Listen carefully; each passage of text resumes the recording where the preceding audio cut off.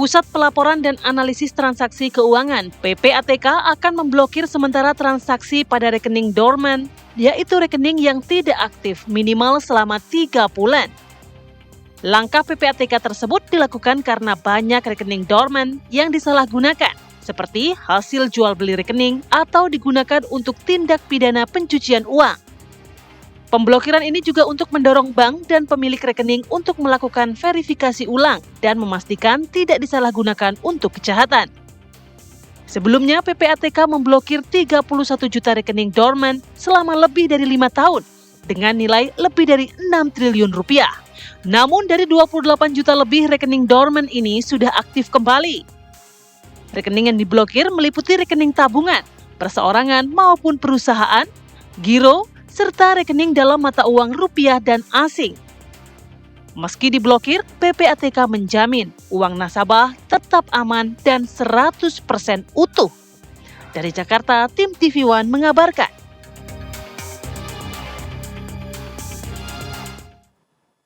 Ini yang ramai banget. Kalau kita buka sosmed pasti kelihatan ada aja obrolan soal ini begitu Iya, ya. tapi Reza aman rekening? Saya alhamdulillah aman karena rekening cuma satu. Jadi aktif terus ya. Ini kalau kita bahas lebih dalam sebenarnya ada yang menarik. Tadi kita sempat ngobrol juga sama Pak Ivan yang menyatakan bahwa sebenarnya tidak seperti itu kok. Tidak 3 bulan langsung dorman dan juga ada pembekuan begitu ya. Tapi lebih dalamnya kita langsung bahas bersama dengan Pak Ivan Yustiavandana, Kepala PPATK. Assalamualaikum, selamat pagi Pak Ivan. Assalamualaikum warahmatullahi wabarakatuh. Selamat Sehat ya, pagi. Pak Ivan mungkin langsung bisa klarifikasi nih Pak, apakah informasi mengenai 3 bulan tidak aktif langsung dibekukan ini tidak benar atau memang menunggu 5 tahun begitu Pak? Karena begini Pak, di lapangan, di netizen tuh banyak yang mau berobat nggak bisa, mau bayar biaya pendidikan nggak bisa, bahkan mau buat hidup aja nggak bisa karena rekeningnya diblokir sama PPATK. Ya. 3 bulan sama sekali tidak benar. Pertama ya, yang harus saya jelaskan mungkin kita tarik lagi ke belakang. Bahwa definisi dorman itu, status dorman itu kita serahkan kepada banknya masing-masing. Sejak tahun lalu kita melakukan proses, bahkan sejak tahun 2024 kita tuh berproses. Jadi kita minta ke bank, tolong identifikasi rekening-rekening yang tidak aktif, yang kemudian dalam istilah perbankan disebut dengan dorman. Nah, teman-teman perbankan menyampaikan kepada PPATK, jadi bukan PPATK yang ya harus rekening 3 bulan tidak aktif dan segala macam, enggak. Masing-masing sampaikan kepada PPATK. Nah, kemudian setelah disampaikan itu, baru PPATK bisa melihat resiko dari masing-masing nasabah. Nah, sekali lagi tarik lagi mundur. Ketika kita belajar mengenai bagaimana memberantas tindak pidana pencucian uang, misalnya dari korupsi, dari illegal logging, illegal mining, termasuk dari judul terakhir itu, kita memahami simptomnya itu salah satu dampak penyebab terbesar itu adalah rekening-rekening yang tidak tidur, tidak dipakai, tidak aktif. Itu banyak sekali kalau Mas dan Tapi Mbak filteringnya memang hanya dari bank atau dari PPATK ada sendiri kan, maksudnya dalam arti kan mungkin kita punya beberapa rekening yang memang tidak diaktifkan untuk tabungan pendidikan dan lain sebagainya Pak. Bukan berarti itu untuk tindak pidana dan lain sebagainya. Enggak. Yang kita masalahkan tuh bukan rekening tidak aktifnya, bukan nganggurnya. Tapi ada risiko bagi rekening nganggur ini dimanfaatkan oleh para pelaku kriminal, which is faktanya banyak, untuk kemudian menampung dana-dana ilegal atau untuk kemudian dipakai dibobol rekeningnya. Kan banyak sekali berita. Mas sama Mbak sendiri sudah sering memberitakan rekening dibobol tanpa pengetahuan nasabah dan segala macam. Jual beli rekening banyak sekali.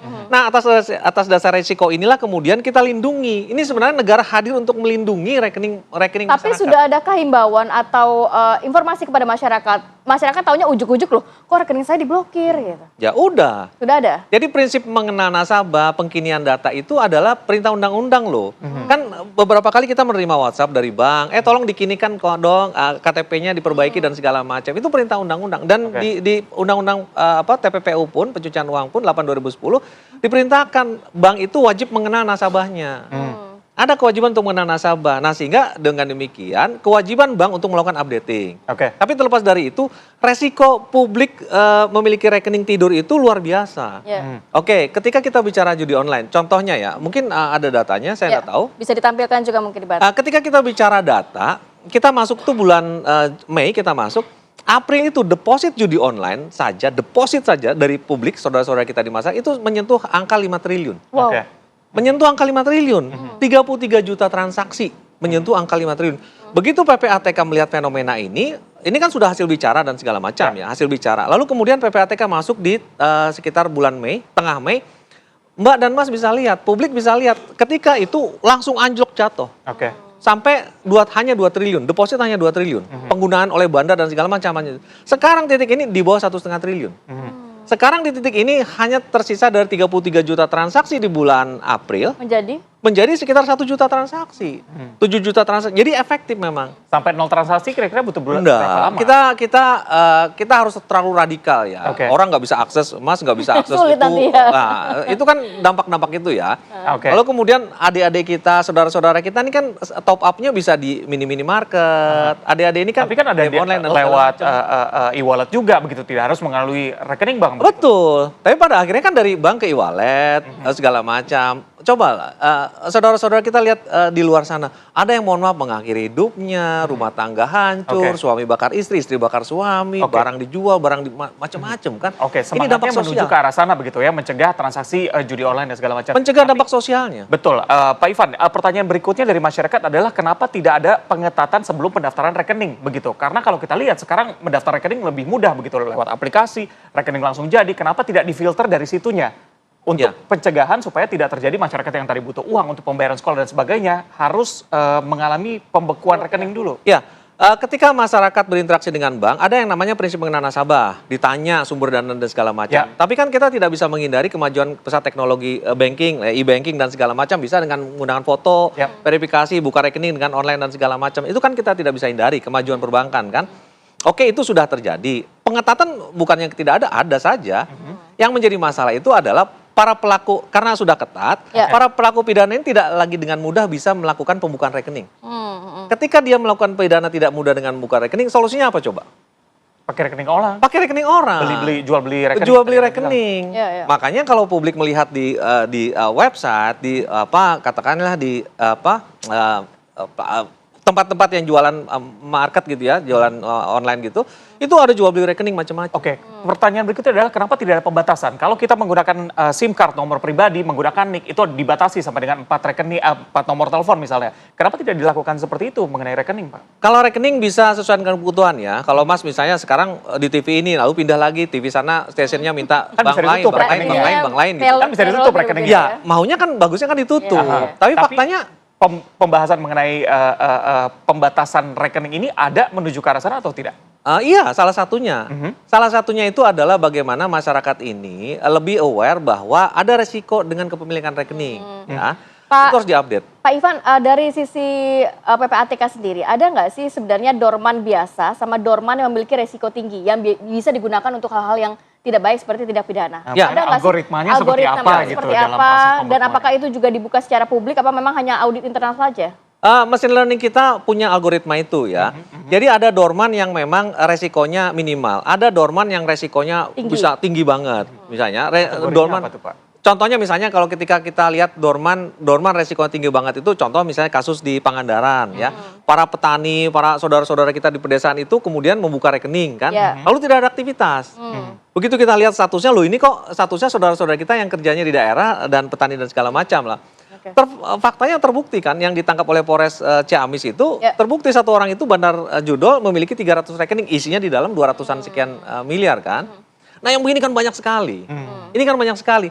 Jadi konteksnya dalam kesempatan ini saya jelaskan kepada publik, kepada pemirsa, justru negara hadir untuk memproteksi, mengamankan ya. Kita tidak lagi Tahu juga saat ini PPATK juga sudah membuka blokir begitu. Sudah berapa banyak, Pak? Udah lebih dari 30 juta. Itu sejak bulan Mei nggak ada masalah kita rilis. Itu setelah memang ada laporan dari para nasabah atau memang bagaimana? Iya, ada laporan mitigasi algoritma tadi ya. PPATK bekerja. Oh ini penyiar TV ini ada saya kenal ini itunya kan dilepas dan segala macam. Tapi ada yang namanya sama. Kalau begitu namanya sama kan butuh waktu nih.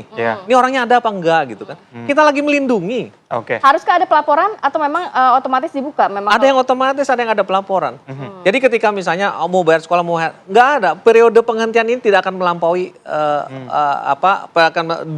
pada saat harus Nah kita juga hadirkan ini cara reaktivasi rekening bank yang sudah dibuka blokirnya ya oleh PPATK ya. Berarti bisa menunggu 5 hari dan juga diperpanjang sampai dengan 15 hari kerja begitu. Itu berarti mekanisme penghentiannya. Itu mekanisme penghentiannya. Oke, kalau kita sudah melakukan sanggahan, begitu prosesnya berapa hari sih? Langsung di bank aja hari itu juga bisa. Hari yang sama juga bisa? Hari yang sama bisa. Oke. Kalau banknya meyakinkan, Mas datang, KTP-nya ada, datanya ada segala macam, hari itu juga bisa. Berarti harus datang ke bank, bisa lewat telepon? Ada yang beberapa, ada yang ke kami lewat tautan, lewat surat dan segala macam. Sangat gampang, buktinya 30 juta. Oke. Rekening udah dibuka. Nah, mungkin juga sekalian Pak Ivan di sini bisa disampaikan ke kita, mungkin link untuk klarifikasinya, linknya apa, atau ada nomor telepon, atau ini ada, yang bisa kita ini sampaikan? Ini ada. Itu, Ya. WhatsApp resmi ya? PPATK Ya. Ya. Apa saja yang perlu dilampirkan di sana, Pak? Ya, tentunya identitas diri, ya, tentunya seperti NIK gitu ya. Ya. Dia harus menyampaikan nomor rekening dan segala macam itu. Oh, itu formulir keberatan juga Pak, bisa terakhir diisi di mungkin situ ya? himbauan kepada masyarakat yang juga masih khawatir, takut nih rekeningnya nanti diblokir oleh PPATK. Sebenarnya indikatornya apa saja sih? Jadi nggak perlu worry kalau rekening Anda sebenarnya tidak ada masalah. Ya, kita tidak menyarankan rekening itu dipakai setiap hari. Nggak ada masalah, nggak dipakai juga nggak ada masalah. Tapi yang penting masyarakat aware bahwa punya rekening dan segala macam. Ya, itu harus ada pengkinian data. Tadinya mahasiswa sekarang sudah jadi manajer, udah beda lagi. Tadinya di sini bekerja lagi udah beda lagi, sehingga risknya beda. Tadinya bank akan sensitif karena ini mahasiswa terima 10 juta, 100 juta akan dilaporkan ke PPATK, tapi ternyata dia sudah jadi pengusaha, sudah kaya dan segala macam, sehingga harusnya wajar kan. Angka segini kan harusnya wajar. Itu kan perlu diupdate. Satu lagi perlu ditegaskan, ini bukan penyitaan, ini bukan perampasan. Rekening Mbak, rekening Dananya Mas, aman pasti ya? dana mau keriting 1, 2, 3, 4, 5, kembalinya 1, 2, 3, 4, 5, 6, 7. Nggak ada lagi pembulatan segala macam. Nggak ada lagi. Iya. Nggak ada lagi. Oke, kalau saya sih yang ditakutkan bukan rekeningnya diblokir. Nggak ada isinya? begitu ya, tapi Nggak ada nggak dapat isinya? transfer gitu. Pak Ivan, terima kasih banyak atas Sama-sama. klarifikasi dan Terima kasih, kita Pak harapkan Ivan. juga masyarakat Sehat bisa selalu. Assalamualaikum. lebih clear begitu ya atas apa yang terjadi. Dan pemirsa, kita akan jeda terlebih dahulu. Usai jeda kami hadirkan dari informasi mengenai Presiden Prabowo Subianto yang memutuskan untuk memberikan amnesti kepada Sekjen PDIP Hasto Kristianto dan juga memberikan abolisi untuk Tom Lembong. Ini disampaikan oleh Wakil Ketua DPR Sufmi Dasko Ahmad dalam keterangan persnya semalam. Kita lihat dan juga kita hadirkan diskusinya. Usai jeda tetap bersama kami.